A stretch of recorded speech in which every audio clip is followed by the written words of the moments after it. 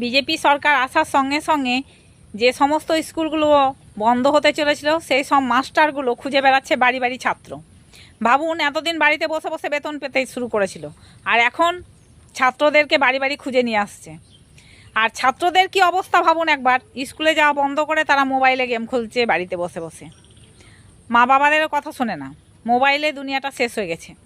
স্কুলে এখন কত সুযোগ সুবিধা, বই খাতা পাচ্ছে, ব্যাগ পাচ্ছে, ড্রেস পাচ্ছে, ইস্কনের খাবার দাবার, সে খাবার দাবার দেখলে ও জিভে জল চলে আসে।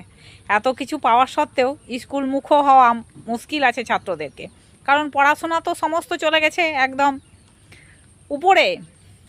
কেন বলুন তো, মাধ্যমিক দিবে তাও এখনও ঠিকানা লিখতে জানে না, এই অবস্থা। মমতা সরকার একদম পড়াশোনাকে চলে দিয়েছে সব চপ মুড়ির দোকানে।